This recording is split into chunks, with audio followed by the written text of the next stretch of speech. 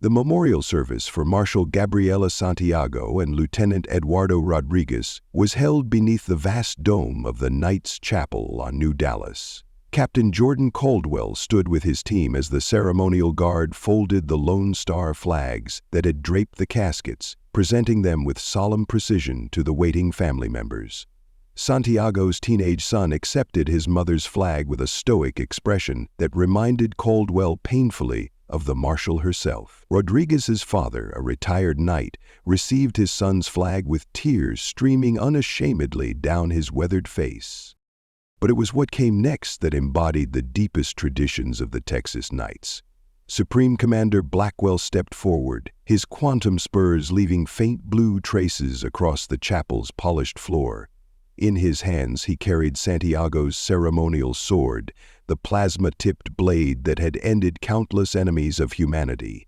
Beside him, a senior knight held Rodriguez's modified Vaquero sidearm, the distinctive quantum pistol that had become the lieutenant's signature weapon. Since the founding of the Texas Knights, Blackwell intoned, his hill country drawl carrying easily through the vast space, we have understood that our strength lies not just in the warriors who stand before our enemies, but in the generations who will follow.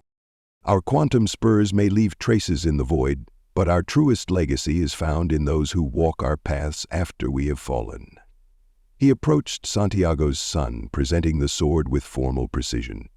Miguel Santiago, your mother's blade has tasted the metallic blood of our enemies across 17 star systems. It carries within its quantum matrix the encoded experiences of her battles, her triumphs, her indomitable spirit. When you are of age, should you choose to follow in her footsteps, this blade will remember her hands even as it serves in yours. The young man accepted the weapon, holding it with a mixture of reverence and determination that suggested the Corps would indeed see another Santiago among its ranks in time. Similar scenes played out across the chapel as the knights' weapons, armor, and quantum spurs were presented to family members. These weren't merely keepsakes or mementos. Each piece of knight equipment contained quantum matrices encoded with the experiences of those who had wielded them. When the next generation of Santiago and Rodriguez knights took up these arms, the weapons would guide their new wielders with the accumulated wisdom of those who had come before. Caldwell understood the profound importance of the tradition. His own quantum spurs had once belonged to his grandfather, their matrices carrying generations of knight experience that had saved his life countless times. The continuity of knight to knight, parent to child, mentor to student, it was what made the Texas Knights more than merely soldiers. It made them a legacy. As the solemn ceremony concluded, Caldwell's neural interface pinged with a priority alert from Knight Command. The notification's timing seemed almost disrespectful, but Caldwell knew that even in death, Santiago and Rodriguez would have put the mission first. With a subtle gesture, he acknowledged the alert, noting that his team had received identical notifications. They slipped away from the chapel as the reception began, gathering in a small anteroom where a secure quantum comlink had been established. The holographic projection of Admiral Hayes' Night Fleet intelligence materialized before them. Captain Caldwell, Hayes began without preamble. I apologize for the timing, but we've detected something that can't wait. We understand, Admiral, Caldwell replied. How can we help? Hayes manipulated unseen controls, and the hologram shifted to display a star chart of a region far beyond the normal patrol routes of the Texas Knights. Long-range quantum sensors have detected unusual transmission patterns originating from this sector. The signals are heavily encrypted, but what we've decrypted suggests they're Endurance Elect in origin. Yet, unlike any Endurance Elect communications we've previously encountered. Harrington stepped closer, studying the data scrolling alongside the star chart. These are foundational command protocols, he observed, his analytical mind quickly processing the information. Master-level directives, not the tactical communications we typically intercept. Precisely, Hayes confirmed. We believe we've located something unprecedented, possibly a central command node for the entire Endurance Elect network in this quadrant, maybe even something more significant. "You want us to investigate?" Caldwell stated. It wasn't a question. "The Buck-ease is being prepped as we speak," Hayes replied. "Your team's experience with the Endurance Elect makes you uniquely qualified. Plus," he hesitated briefly, "Marshal Santiago was slated to lead this mission. It seems fitting that her last combat team should see it through." Caldwell felt a mixture of grief and determination settle in his chest. "We'll honor her by completing the mission, sir." "One more thing," Hayes added. "This operation is classified beyond top secret. The coordinates place this signal source well outside recognized Endurance Elect territory. In fact, it's in what we believe to be empty space. If there's a major Endurance Elect facility operating that far off our strategic maps, then everything we thought we knew about their deployment patterns is wrong," Powers finished. "Precisely. You'll deploy in 12 hours. Full details will be provided aboard the Buck-ease. Good hunting, Knights." As Hayes's hologram faded, the team exchanged glances that needed no verbal accompaniment. They were being sent into completely unknown territory, pursuing signals that suggested something far more significant than just another Endurance Elect outpost. "Well," Wilson finally said, breaking the silence, "at least we won't have to worry about dress uniforms for a while." The weak joke earned half-hearted smiles, but Caldwell was grateful for the attempt to lighten the mood. 12 hours, gentlemen. Get your affairs in order. Something tells me this won't be a short deployment." The void between star systems had never seemed quite so vast or empty. The Buck-ease traveled through quantum-folded space, its massive engines bending reality in ways that would have made pre-space physicists weep with confusion. Yet even at quantum-enhanced velocities, reaching their destination required 9 days of travel. 9 days during which Caldwell and his team pored over the limited intelligence available, prepared their equipment, and tried not to dwell on the empty spaces left by Santiago and Rodriguez. "Approaching designated coordinates," announced Commander Jenkins from his position on the bridge. The Buck-ease executive officer had proven his worth a dozen times over during their campaign against the Endurance Elect, earning the respect of even the most tradition-bound Texas Knights. Quantum drives disengaging in 3, 2, 1. Reality reasserted itself around the massive carrier as it dropped out of quantum-folded space. The viewscreen adjusted automatically to compensate for the lack of significant light sources in this empty region, enhancing the faint illumination from distant stars. Initial sensor sweep shows nothing, Hawkins reported, frowning at his readouts. No planetary bodies, no significant asteroid fields, no obvious artificial structures. "But the signals definitely originated from this location?" Caldwell asked, moving to stand beside Hawkins at the sensor station. "Confirmed, Captain. Our quantum receivers are still detecting the transmissions, stronger now that we're at the source, but there's nothing here to be transmitting them," Harrington finished, joining them at the station. "At least nothing our sensors can detect." Caldwell considered this for a moment. "Expand the sensor range, maximum sensitivity full spectrum analysis, and deploy reconnaissance drones in a standard search pattern." The bridge crew moved with practiced efficiency, carrying out his orders without question. The Texas Knights might maintain their distinctive traditions and aesthetics, but their operational professionalism was unmatched in human space. "Reconnaissance drones away," Wilson reported from the tactical station. "Search pattern Alamo, maximum dispersal, data feeds operational." Minutes ticked by as the drones extended the Buck-ease sensory reach, searching the seemingly empty void for anything that might explain the mysterious transmissions. Caldwell was about to order a more specialized scan when Harrington suddenly straightened, his attention fixed on a particular readout. "Captain, I'm detecting quantum phase fluctuations approximately 30,000 kilometers to starboard. Very subtle, almost like background radiation, but with a distinct pattern." "Similar to cloaking technology?" Caldwell asked, immediately alert. "Not exactly. It's more like reality itself is slightly out of alignment in that region, as if something is partially phased into an adjacent quantum state." Caldwell considered this information. The Endurance Elect were known to experiment with quantum technologies that pushed the boundaries of conventional physics, but this sounded like something beyond even their established capabilities. "Take us closer," he ordered. "Maintain defensive readiness. All knights prepare for potential deployment." The Buckies moved with surprising grace for its size, closing the distance to the anomalous readings while its crew prepared for whatever they might discover. As they approached, Harrington's sensors began to provide more detailed information. "The quantum displacement is massive," he reported, his voice tight with concentration. "Whatever's generating it has to be considerable in size." "How considerable?" Powers asked from his station. Harrington looked up, his expression caught between awe and disbelief. "Based on these readings, at least the size of a small moon." A tense silence fell over the bridge as the implications sank in.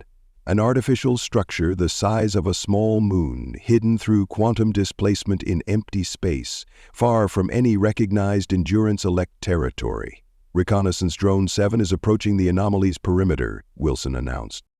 "Visual feed coming online now." The main view screen shifted to display the drone's perspective. At first it showed only empty space, stars glittering in the distance. Then, almost imperceptibly, the image began to distort around the edges. The distortion spread inward, like reality itself being peeled away to reveal something beneath.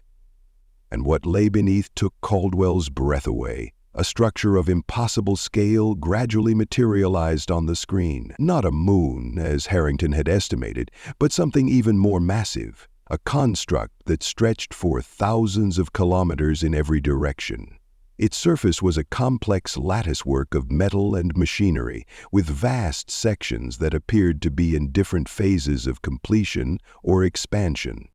Massive energy conduits snaked across its exterior like veins on some mechanical leviathan. Docking ports large enough to accommodate capital ships dotted its perimeter, while what appeared to be defensive arrays clustered around key sections. "Mother of mercy," Wilson breathed. "What are we looking at?" Harrington's fingers danced across his console as he analyzed the incoming data. It's a factory," he finally said, disbelief evident in his voice. "The largest manufacturing facility I've ever seen. Those structures along the equatorial region, they're assembly lines designed for mass production on an industrial scale." "Assembly lines for what?" Jenkins asked, though Caldwell suspected they all knew the answer. "Combat frames," Harrington confirmed. "Endurance-elect combat frames, carrier vessels, support craft, everything we've been fighting. But the scale, this facility could produce millions of units." Caldwell stared at the massive structure, trying to comprehend its implications. "This isn't just a factory," he said slowly. "This is the factory. The source of the Endurance-elect forces throughout this entire sector, maybe even beyond." Powers leaned forward, studying the structure with professional assessment. "Look at those sections near what I'm assuming is the core. The architecture is different, older.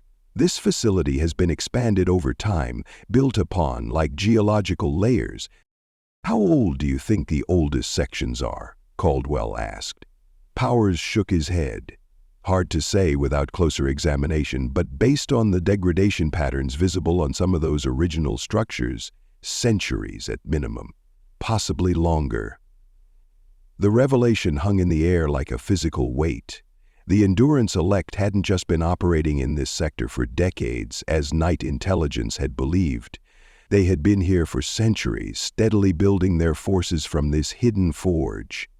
"Drone 7 is being scanned," Wilson suddenly reported, tension evident in his voice. "Multiple targeting systems activating across the facility's surface. They know we're here."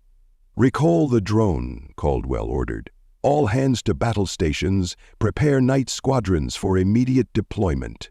As alarm klaxons echoed through the Buck-EZ, Caldwell made a decision. "Open a secure quantum channel to Night Command, Priority Alpha. They need to see what we've found."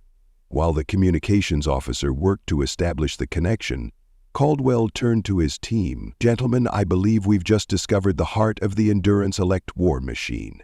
The forge where our enemy is born. And judging by those defensive arrays coming online," Powers noted grimly, "they're not keen on visitors." The massive structure was indeed waking up, sensors detecting increasing energy signatures across its vast surface. Weapon emplacements that had been dormant began to glow with building power, while what appeared to be hangar bays started to open, disgorging squadrons of combat vessels. "Knight Command acknowledges transmission," the communications officer reported. They are ordering us to withdraw immediately. Full retreat, maximum quantum velocity." Caldwell blinked in surprise. "Withdraw? Without engaging?" "Confirmed, sir. Supreme Commander Blackwell himself has countermanded our original orders. We are to return to Texas space with all possible speed. This information is deemed too valuable to risk in direct engagement." For a moment, Caldwell was tempted to protest. They had found the source of the Endurance Elect, the well from which all their enemies sprang. Every instinct as a knight urged him to attack, to strike at this vital target. But decades of military discipline prevailed. If Blackwell was ordering a retreat, he had good reason. "Helm, plot a quantum-fold course back to Texas space," he ordered. "Tactical, deploy countermeasures to cover our withdrawal." As the Buckies began its retreat maneuvers, launching clouds of quantum disruption buoys to confuse pursuing vessels, Caldwell couldn't tear his eyes from the view screen. The massive factory, the forge of their enemy, grew smaller as they increased distance, but its image was burned into his mind. "We'll be back," he promised quietly, "with everything Texas can muster." The quantum-fold jump back to Texas space took 9 days, just as their outbound journey had. But unlike the outbound trip, these days were filled with feverish activity as Caldwell and his team analyzed the data they'd gathered, preparing comprehensive reports for Knight Command. When they finally arrived at Knight Prime, the headquarters of the Texas Knights, they were met not just by Admiral Hayes, but by Supreme Commander Blackwell himself, along with the entire Knight High Command. "Your discovery has changed everything," Blackwell told them as they gathered in the primary strategic planning chamber. The room's central holographic projector displayed a detailed image of the factory, compiled from their drone footage and sensor readings. "What you found isn't just an Endurance Elect manufacturing facility. According to our historical records and archaeological data, we believe it's the original source. The birthplace of all Endurance Elect forces in the galaxy." Harrington leaned forward, intrigued. "The birthplace? You mean—" "I mean," Blackwell continued, "that massive structure predates humanity's first contact with the Endurance Elect by at least 1,000 years. Our xenoarchaeologists believe it was constructed by whatever civilization created the Endurance Elect in the first place, a civilization that appears to have vanished from the historical record." "The progenitors," Admiral Hayes added. "That's what we're calling them, for lack of a better term. They built the Endurance Elect as servants or workers or whatever, programmed them with self-replication capabilities, and then disappeared. The machines have been building themselves ever since, following core directives established millennia ago." Caldwell stared at the holographic representation of the factory. "And this is their central forge, the place where it all began and where it continues." "Precisely," Blackwell confirmed. "Which is why I ordered your withdrawal. This isn't a target we can hit with a single carrier or even a standard fleet. This is something that will require the combined might of not just the Texas Knights, but potentially every human military force in the sector." Powers frowned. "Are you suggesting an alliance? Beyond just Texas forces?" Blackwell's expression was grim but determined. "I'm suggesting that what you've discovered represents an existential threat to all humanity. The Endurance Elect aren't just random machine intelligences operating on outdated programming. They're the legacy of an ancient civilization, building and expanding for thousands of years. And now that you've found their central forge, they'll know we're aware of their origin point. They'll defend it with everything they have," Wilson concluded. "More than that," Hayes added, "our analysts believe they may accelerate their offensive operations throughout human space. If they perceive a direct threat to their source, their behavioral algorithms will prioritize eliminating that threat, meaning us, by any means necessary." Caldwell took a deep breath, processing the enormity of what they'd discovered and its implications. "So what's our next move, sir?" Blackwell straightened, his quantum spurs leaving deeper, more determined trails of blue fire across the chamber floor. "Our next move, Captain, is to prepare for the greatest military campaign in human history. I've already contacted Earth Command, the Colonial Defense Force, even the frontier militias. Representatives will be arriving within the week." He gestured to the holographic factory, its immense scale dominating the chamber.